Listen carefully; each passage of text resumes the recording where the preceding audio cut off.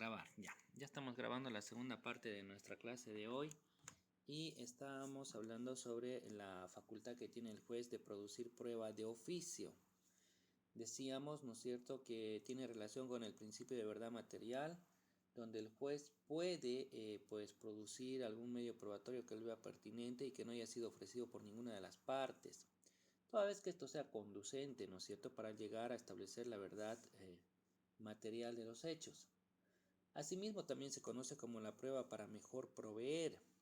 O sea, una vez que ya hayamos terminado con todos los medios probatorios en su producción, el juez puede diferir todavía el hecho de dictar una sentencia a raíz de que él ve pertinente de realizar algún medio probatorio complementario. A eso se llama la prueba para mejor proveer. Seguimos, tenemos otra. Ya les decía, esto es de carácter potestativo y facultativo, es si la autoridad jurisdiccional quiere. Amonestar y sancionar a las partes o a su personal, estableciendo las sanciones de acuerdo al Código Procesal Civil, en base al principio de probidad y lealtad procesal. Se supone que el juez, ante aquellos incidentes reiterativos, ante aquellas faltas de respeto que puedan ser realizadas, ya sea mediante memorial o ya sea en audiencia, pues tiene toda la potestad de hacer un llamado de atención de forma verbal, como también tiene la potestad de establecer pues el pago de una multa pecuniaria, ¿no es cierto?, la cual puede ser progresiva, es decir, puede irse incrementándose paulatinamente. Y también habíamos visto, ¿no es cierto?, en aplicación de lo que establece el artículo 24 en su numeral 8, que puede ordenar el arresto hasta por 8 horas de cualquiera de las partes o de los abogados. Por eso es importante mantener pues un adecuado comportamiento en la audiencia y en el proceso en general. El rechazo in limine de la demanda. Esto es una de las nuevas atribuciones que establece el Código Procesal Civil, ¿no es cierto? Lo que quiere decir que Gonzalo Castellanos Trigo dice, por ejemplo, que hay que tener mucho cuidado con esta nueva atribución, porque puede darse la figura de que el juez esté rechazando pues indebidamente alguna demanda judicial, ¿no es cierto?, sin haber analizado adecuadamente pues si correspondía o no correspondía. No se puede negar pues la acción, ¿no es cierto?, a las partes, porque es pues deber de los jueces el administrar justicia.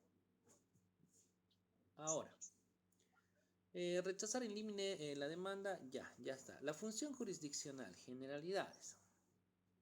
Bien, aquí les voy a pedir por favor que todos habiliten su micrófono porque voy a llamar lista y necesito esto para fines de control, ¿no? Y la mayoría está con su micrófono silenciado. Si pueden, contestan presente y luego lo silencian otra vez. A ver si estamos correctos. Tenemos a Liendre Herbas Miguel Ángel. Presente, licenciado. Perfecto. Arispe Escobar Noemí. Perfecto. Burgos Ortega Galo. No está. Galo Burgos Ortega. Ok, no está. Marco Antonio Cadena Carignano. Perfecto, Marco Antonio. Chandy Ibáñez Eduardo Víctor. Muy bien, excelente. Jacqueline Cordero Cusi. Anotada. Gladys García Vallejos. Muy bien. Vivian Guarachi Brizaga. Está anotada. Gutiérrez Quesada Amparo.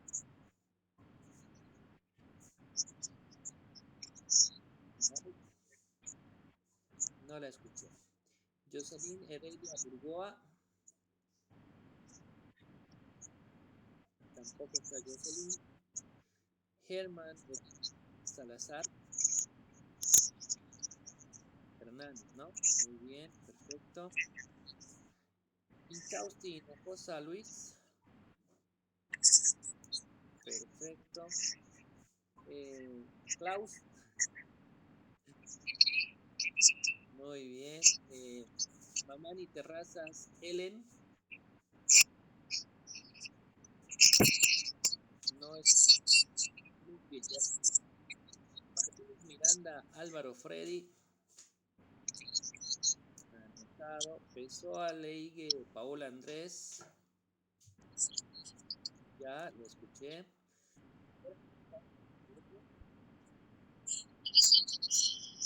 Nada. Fabiola Rojas Vázquez. ¿Cómo está? Rojas Vázquez, Fabiola Lisset. Ya la escuché. Coleto Telles Nicole. Tampoco. La noté Nicole. Ah, caramba. A ver, identifíquense bien. Nombre. Ya. ¿Y la otra apareció? Fabiola Lisset. Ok, perfecto. Ya son las dos anotadas. Soria, Alvarro, Chávez, Ana Carolina. Carola. Anotada. Uscamaita, Mendoza, María Elena. Ya. Valdés Jiménez, Estaura, Arlena. No la escuché. Seguimos. Villarroel Durán, José Manuel. Anotado. Villarroel Quirós, Jessica. Anotada. Y Génesis Zarzar Wunder. Anotada también. ¿Alguien que como apellida? Ah, sí, lo llamo. Nombre. Bella, ya. ¿Alguien más?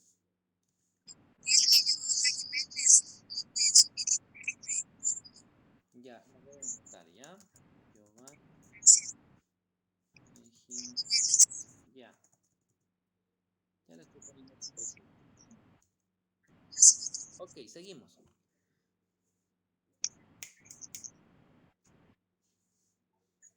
Bien.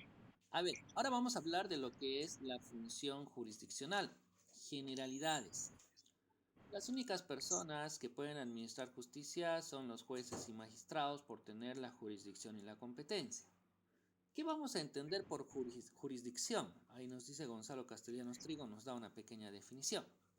La potestad que tiene el Estado de administrar justicia se supone que esta emana pues del pueblo boliviano y se ejerce por medio de las autoridades jurisdiccionales del órgano judicial, que están previstas en la ley y legalmente posesionadas.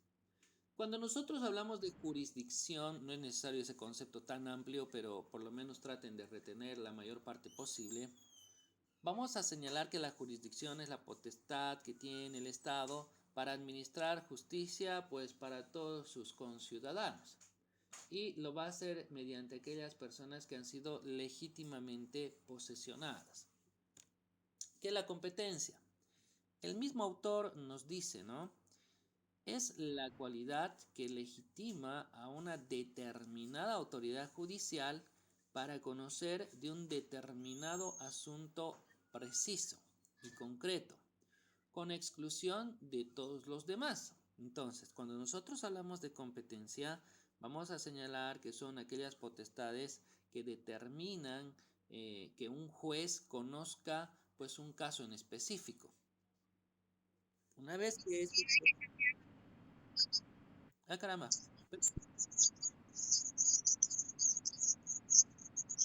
Sí, lo estamos grabando y parece que ya no están viendo mi pantalla. Ahorita lo vamos a compartir de nuevo por si acaso. ¿Ya? Ok. Pantalla. Ahí vamos. Ya. Entonces ya hemos desarrollado el concepto de lo que es la jurisdicción, que estaba aquí atrás. Y ahora pasamos al concepto de lo que es la competencia y decíamos que son aquellos lineamientos que van a permitir que una determinada autoridad jurisdiccional conozca un caso determinado, Una vez que un juez tiene competencia sobre un caso, pues este va a cerrar a cualquier otra autoridad jurisdiccional para que tenga competencia del mismo. ¿Cómo se va a hacer esto? Bueno, en realidad es pues el primero que haya presentado la demanda, por eso que en el sorteo o en la papeleta de sorteo de causa, ahí sale pues la fecha, ¿no es cierto? Sale el año, el mes, el día, la hora, el minuto y el segundo del ingreso de la causa, porque se supone que eso ya es de conocimiento de una autoridad jurisdiccional y al ser de conocimiento de esa autoridad, pues no puede haber otra que conozca el mismo proceso. Los criterios de competencia. Bueno, los criterios de competencia son aquellos que van a determinar con precisión qué autoridad es la competente para conocer pues, el proceso que tú quieras introducir mediante una demanda. En el antiguo Código de Procedimiento Civil existían 5 criterios de competencia. Estamos hablando de la materia, el territorio, la naturaleza jurídica, la calidad de las partes y la cuantía, ¿no? Hoy en día todo eso ha sido modificado de 5 criterios de competencia. Ahora solamente tenemos 2 criterios de competencia. ¿De cuáles estamos hablando? Estamos hablando que por ahora persisten lo que sería la materia y el territorio. Cuando hablamos del fenómeno del territorio, bueno, tomando en cuenta el espacio territorial, no se olviden la división geográfica, política, en la cual pues, nuestro país está compuesto. Estamos hablando de los 9 departamentos que cada uno tiene pues, un número determinado de provincias, ¿no?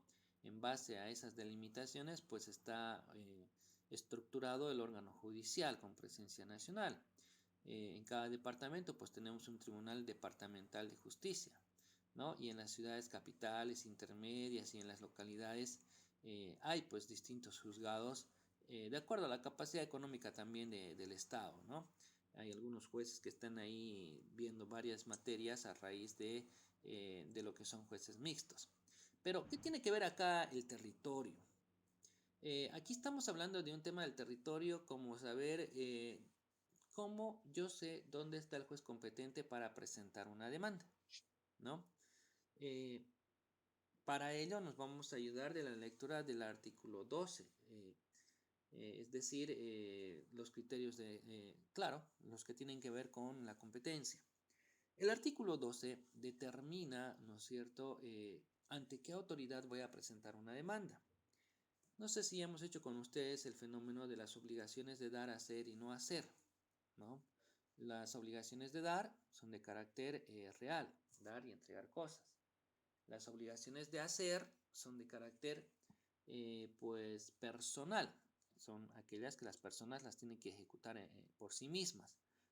Por ejemplo, ustedes cuando sean abogados y los contraten, pues estamos hablando ahí de obligaciones de carácter de hacer de carácter personal. Y cuando exista pues una obligación donde hay una obligación de dar y hay una obligación de hacer, pues a eso se llama como una obligación mixta, ¿no? Por ejemplo, si hablamos de una iguala profesional, ahí tenemos en ese contrato de iguala profesional, hemos dicho que la iguala es aquel contrato que suscribe el cliente con el abogado para ver el tema del pago de sus honorarios, el costo del proceso y la modalidad de pago. Ahora, ese contrato contiene una obligación mixta, porque ahí hay una obligación de dar y hay una obligación de hacer. El cliente tiene que dar, entregar, ¿qué cosa? Dinero. El dinero es un bien, por eso es de carácter real. Mientras que el abogado, ¿qué va a hacer? Va a prestar sus servicios como abogado para llevar adelante un proceso judicial. Esa es una prestación de hacer. Ese contrato contiene obligaciones mixtas, ya que hay obligaciones de dar y hacer. Y también tenemos las obligaciones de no hacer, que son de carácter negativo, ¿no? Una obligación de no hacer, por ejemplo, si a mí me contratan en la Universidad NUR como un docente de planta, seguramente en mi contrato va a haber una cláusula de exclusividad, la cual va a decir que yo no puedo trabajar en ninguna otra universidad más, ¿no? Obligaciones de no hacer, lo podemos ver también dentro del ámbito del derecho propietario, ¿no? Nadie tiene que entrar a mi terreno, nadie tiene que alzar aquello que es mío, son prestaciones de carácter negativo. También podemos ver en una sentencia judicial referente a un interdicto de conservar o mantener la posesión, ¿no? Va a salir una obligación ahí de carácter negativo, donde el juez va a ordenar a la persona que está perturbando, aquella que está enervando la posesión, pues cesen esas hostilidades y cese la violencia. Ahora, si ustedes leen con atención, pues el artículo 12 habla, ¿no es cierto?, de obligaciones de carácter real o mixta en el primer numeral, y en el segundo habla pues de obligaciones solamente de carácter personal, ¿no? Y ahí establece dónde estaría el juez competente, ¿no? Eh, eso en razón al territorio. Yo suscribo un contrato aquí en Santa Cruz con una persona que vive acá en Santa Cruz. Se supone que lo hemos suscrito aquí, lo hemos elaborado aquí y tiene una ejecución aquí en Santa Cruz. Si tuviéramos algún problema, ¿no es cierto?, alguna controversia, pues el juez competente está en esta ciudad en razón al territorio, ¿no? A la celebración del contrato o ejecución del contrato, si el contrato no establece una figura distinta. Esto en razón al territorio. ¿Qué pasa con la materia? Bueno, pues esto determina también la competencia de una determinada autoridad, habida cuenta de que el derecho está pues dividido en muchas ramas, ¿no? Ramas que ustedes las llevan a lo largo y ancho de la universidad como materias, y que esto determina pues también qué autoridad es competente. Si estamos hablando de un contrato, pues de una compra-venta de un terreno que está dentro de la zona urbana, pues materia civil. Quién sabe está dentro del área rural y agropecuaria, pues es ante un juez, cualquier problema que exista de ese contrato, ante un juez agroambiental. Si estamos hablando de un tema de divorcio, pues es un juez de familia. Si estamos hablando de un tema de guarda, bueno, si esto es producto de una separación, desvinculación o divorcio, pues será ante el juez de familia. Y si esto es producto de una relación amorosa espontánea, será nomás ante el juez niño, niña, adolescente. Si estamos hablando de la comisión de un delito y la persona es mayor de edad, pues en materia penal. Si estamos hablando de la comisión de un delito y es una persona menor de edad, pues es ante el juez niño, niña y adolescente. Si estamos hablando de una relación contractual en vía de trabajo, pues ley laboral, ¿no es cierto? Entonces, la materia es la que permite distinguir ante qué autoridad vas a presentar pues tu controversia, dependiendo de qué trata o versa tu pretensión. Algunas excepciones en relación a los criterios de competencia. Estamos hablando, por ejemplo, de este fenómeno que se llama la prórroga del territorio. ¿Por qué se dice que el territorio es prorrogable? Vamos a poner el ejemplo claro aquí. Hablábamos de un contrato que hemos suscrito con una persona acá en Santa Cruz, que se tenía que ejecutar acá en Santa Cruz, y de repente yo, que soy la otra parte, pues me voy a vivir a La Paz. Tengo un problema con la celebración de ese contrato y su ejecución. Eso quiere decir que yo tengo que demandar, pues, seguramente ante un juzgado. Yo puedo demandar en La Paz. Si ese es mi domicilio, yo puedo presentar la demanda en la ciudad de La Paz.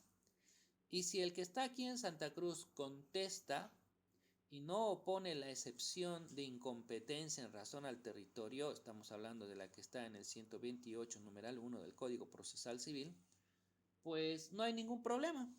El proceso se lleva en la ciudad de La Paz, ¿no? A eso se llama que el territorio es prorrogable. Puede que la autoridad competente estaba aquí en Santa Cruz, pero si una de las partes demanda en otro lado y la otra contesta sin hacer ninguna observación al respecto, pues ese juez de ese otro lado va a tener tuición y competencia para dicho proceso. Para evitar esto, les decía, por eso la parte tendrá que el demandado plantear la excepción de incompetencia en razón al territorio. Si contesta sin plantear la excepción, pues tácitamente le da competencia al juez de esa otra jurisdicción. Vamos con los jueces de distintas materias.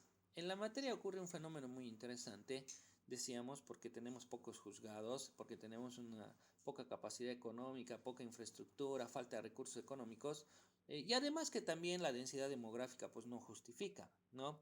Tenemos algunas localidades como por ejemplo El Torno, donde ahí tenemos un juez o dos jueces que son pues prácticamente multidisciplinarios, son jueces mixtos. Toda vez que ellos ven niño, niña, adolescente, ven familia, ven materia penal, ven materia civil, o sea, este es un tema de que no estamos hablando de una especie de prórroga de competencia en las materias, ¿no? Sino que esto es una situación distinta, muy sui generis, donde ellos tienen competencia en todas esas áreas a raíz de que no hay los recursos económicos ni tampoco se justifica colocar un juez de cada materia pues en dicha localidad, ¿no? Pero por supuesto que el proceso que tú vas a plantear, pues si es materia de niño, niña y adolescente, pues se hará dentro del ámbito de un proceso del niño, niña y adolescente. Si es una demanda en materia civil, pues se hará dentro de los lineamientos pues, de lo que es la materia civil y así sucesivamente, aunque sea la misma autoridad jurisdiccional. Cuestiones que tienen que ver con la competencia. A veces surgen pues ciertos conflictos, ¿no es cierto? A raíz de que podemos estar equivocados o no al momento de presentar una demanda ante un determinado juez. Entonces, ¿qué es lo que pasa? Están aquí las figuras de la declinatoria y la inhibitoria. Esto es muy sencillo igual. Cuando hablamos de una declinatoria, a ver, allá. Vamos a poner, necesito ver aquí sus nombres para que yo haga un ejemplo. Bien, digamos que yo voy a presentar una demanda contra Klaus. La demanda que yo estoy presentando, según yo, había sido de competencia de un juez en materia civil. Yo he presentado la demanda ante el juez Marco Antonio Cadena, juez en materia civil. Una vez que Klaus está contestando a la demanda, va a oponer seguramente una excepción de incompetencia en razón a la materia y va a decir o va a solicitar la declinatoria de ese juez. ¿Qué es la declinatoria?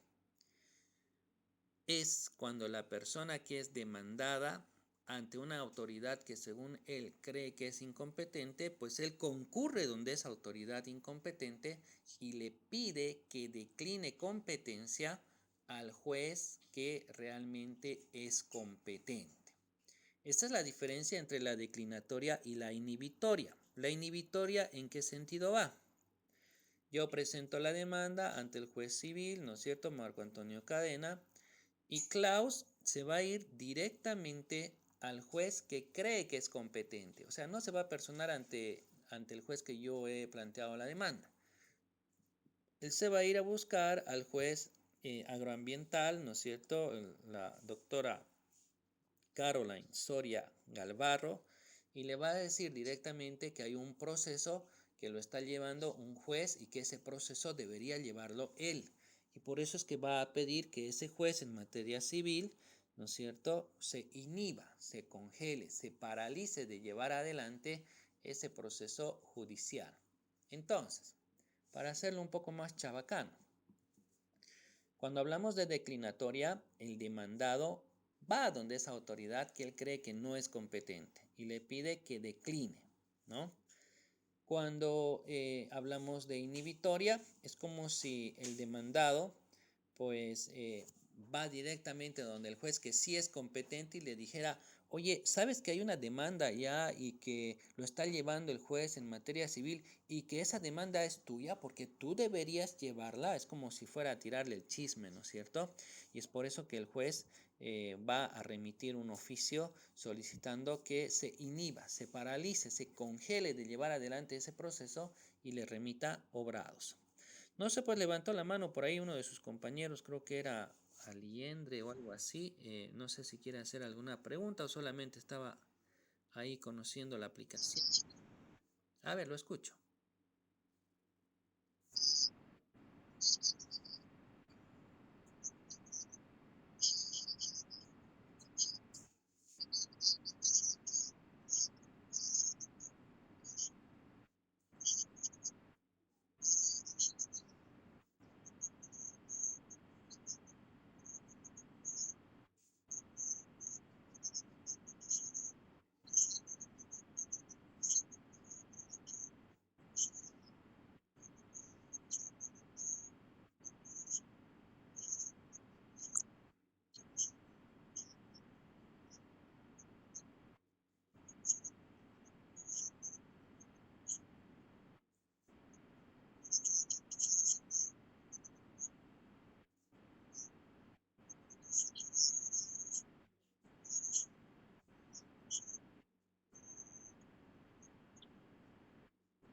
Ya, entiendo la pregunta. Bueno, ya hemos señalado nosotros que la demanda en realidad puede presentarse en cualquier parte del país, ¿no? No hay que hacer ningún procedimiento distinto. Simple y llanamente es ir y presentar la demanda donde usted quiera. La otra parte en su momento seguramente va a plantear pues la excepción de incompetencia en razón al territorio o quién sabe contesta, ¿no es cierto? Y le da competencia pues a ese juez. Ahora, cuando no hay las garantías necesarias, no está previsto en el procedimiento un tema de amedrentamiento o que no existen las garantías necesarias. No está eso previsto en el procedimiento, ¿ya?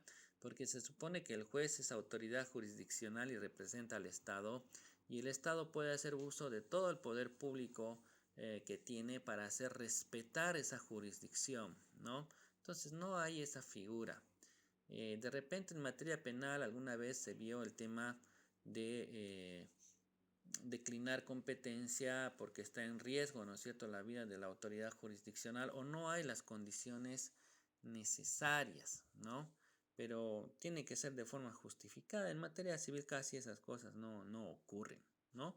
De todas formas, el procedimiento no lo contempla, porque se considera que el Estado tiene la suficiente capacidad de coerción para imponer pues su autoridad y no estar cambiando de lugar por temores de alguna comunidad o algo así. Tenemos ahora mismo un claro ejemplo de lo que ha ocurrido ahí en el Chapare, creo, ¿no es cierto?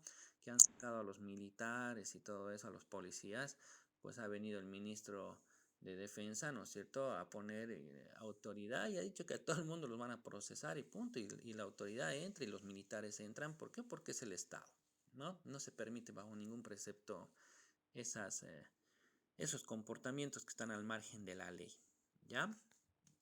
Bien, seguimos.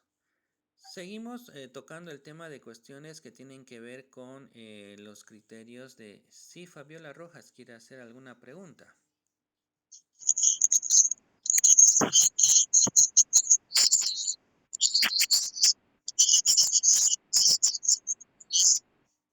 Ah, por supuesto. El tema no se justifican en ese entendido.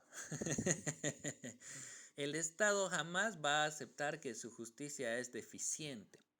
Como usted dice, eh, ahí está un claro ejemplo con nombre y apellido, lo vamos a decir. Hay un juzgado de familia ahí en la Pampa de la Isla que lo lleva adelante el juez Agapito. Es uno de los juzgados, lamentablemente, por la gran carga procesal que hay, es uno de los juzgados más lentos que hay, ¿no? Es bastante moroso ahí llevar adelante un proceso. Pero tú no puedes pedir una inhibitoria o una declinatoria a raíz de la lentitud del juzgado, porque el Estado no va a reconocer eso nunca y de lo contrario, no ese es el camino. Lo que tendría que hacer usted es iniciarle un proceso disciplinario al juez para que el juez dicte, ¿no es cierto?, las resoluciones judiciales dentro de los plazos que establece la norma.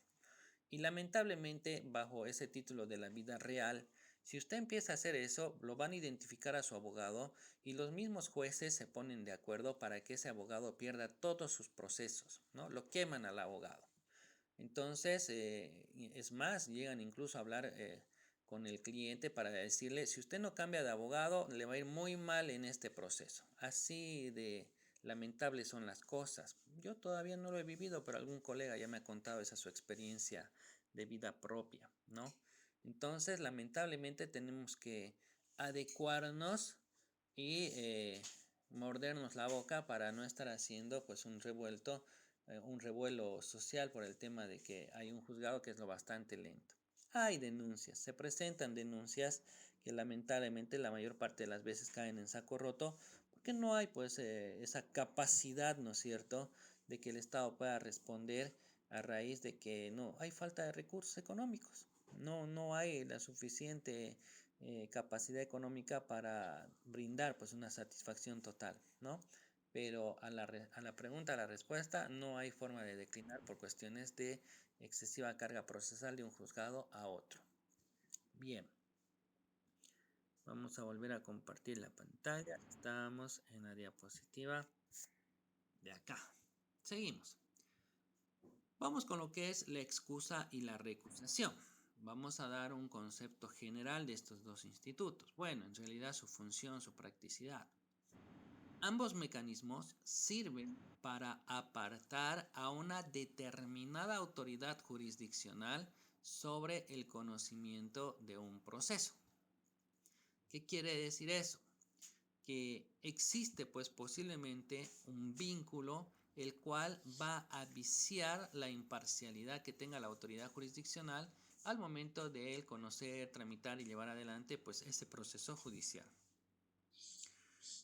¿Cuáles son esos vínculos? Puede ser, tiene que ser, no es que puede ser, tiene que ser la amistad íntima, conocida, tiene que ser la enemistad pública y declarada, tiene que ser también algún vínculo de dependencia entre el juez y una de las partes, ¿no es cierto? Que sea, no sé, pues su trabajador en alguna otra relación o acreedor o deudor de alguna obligación.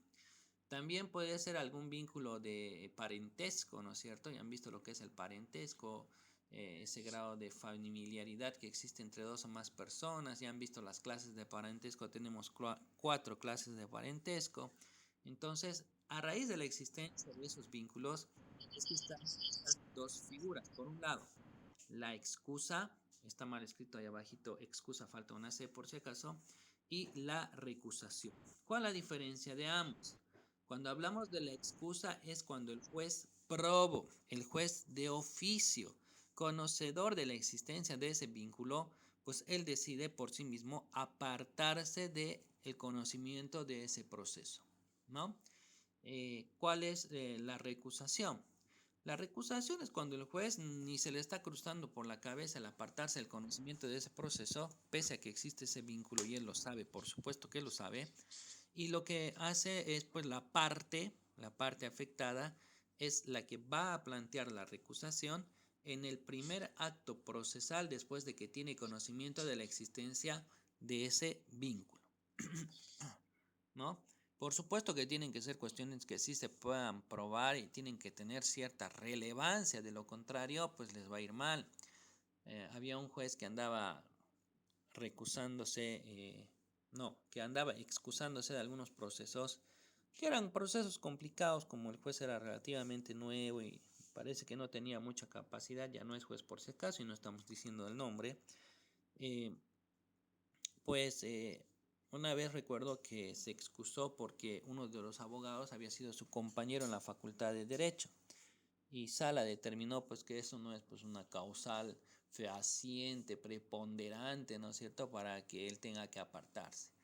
Una cosa es que seas compañero y otra cosa es pues que exista una enemistad pública declarada o una gran amistad íntima, ese factor pues que va a viciar seguramente la imparcialidad de la autoridad jurisdiccional. Bien, vamos con la unidad 4. No sé cómo estamos de tiempo. A ver, revisaremos. A ver, según Paul, mientras tanto, quiere preguntar algo. Sí, ahorita lo acabo de cortar. Tenemos 5 minutos más para nuestra clase. ¿Alguna otra pregunta que tengan por ahí? ¿No? Bien, vamos a entrar directamente a la unidad 4, vamos a hablar de las partes. Ya habíamos hablado que el género son los sujetos, ¿no? Y que dentro de los sujetos pues son todas las personas que participan en un proceso. Hemos visto que hay principales y hay secundarios. Dentro de los principales pues están estas que se llaman partes. Chovenda dice, se ven las diapositivas, ¿no? Ah, caramba. Ok, lo activo. Ya.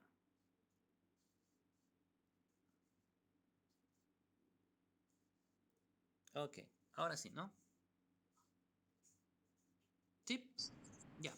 Estamos entrando a la unidad 4, la unidad titula Las partes. Tenemos ahí el concepto de parte. Chovenda nos dice, es parte el que en nombre propio o en cuyo nombre se demanda una actuación de la ley y aquel contra el cual esa actuación de la ley es demandada. Prácticamente aquí estamos hablando del sujeto activo y el sujeto pasivo. Entonces, ¿Quién es el sujeto activo? El sujeto activo es el demandante, el ejecutante, el coactivante. Es aquella persona que está poniendo en movimiento pues, el aparato jurisdiccional mediante el acto percutor que se llama demanda. Ese es el actor o la actora. Estamos hablando aquí de la profesión de actor y actriz, ¿no? Este es otro tipo de actor. Bien. Por otro lado, este concepto también engloba a la parte contraria. Los contratos pues tienen esa característica de ser contratos, de ser procesos bilaterales, donde hay dos partes confrontadas entre sí. Está la bifrontalidad, ¿no es cierto? Bueno, entonces, como parte contraria está el demandado, está el sujeto pasivo, está el ejecutado, el coactivado, cualquiera de esas denominaciones dependiendo el tipo de proceso del que se trate. Por el principio de dualidad, pues pueden existir dos partes, ¿no es cierto? Pero más adelante pueden haber algunos otros sujetos que también son importantes dentro del proceso y que en una etapa posterior pueden convertirse en parte también. Capacidad para ser parte. Tenemos aquí lo que se conoce como la capacidad procesal. ¿Qué quiere decir esto? Que para que tú formes parte de un proceso judicial no basta con tener la capacidad jurídica, el hecho de ser persona, sujeto de derechos y obligaciones, y tener la capacidad de obrar, aquella que te permite por ti mismo ejercer todos los actos de la vida civil. Sino que además de ello, tú tienes que contar con lo que se conoce como la capacidad procesal. ¿De qué estamos hablando? ¿A qué se refiere esa capacidad procesal? Estamos hablando de lo que se conoce como la legitimación procesal. Una persona para entrar a un proceso judicial tiene que estar legitimado. ¿En qué consiste esa legitimación? Consiste en que él tiene que tener un vínculo con el objeto del proceso, tiene que tener un interés, ¿no es cierto?, con la pretensión o el objeto del proceso. Asimismo, hay que dejar claramente establecido que las personas que carecen de capacidad de obrar, pues también forman parte de un proceso judicial. No hay ningún problema en ello. Solamente que ellos van a actuar mediante sus representantes, ¿no? Sus padres, tutores, en caso de los enajenados mentales, pues sus curadores. Adquisición sobreviniente de la legitimación procesal. Puede darse el caso que durante la tramitación del proceso una de ellas no pueda continuar, ya sea por muerte o imposibilidad o produciéndose lo que se conoce como la sucesión procesal. No debemos confundir con la representación, ya que la sustitución no es una figura similar. El que está bajo representación está ejerciendo un derecho ajeno, ¿no es cierto? Mientras que el que está mediante una sucesión, una sustitución, está ejerciendo en base a un derecho propio. La sucesión procesal. Esta puede presentarse de tres formas. El primer caso de sucesión procesal sería por fallecimiento. Una de las partes que estaba litigando en el proceso, pues lamentablemente perdió la vida.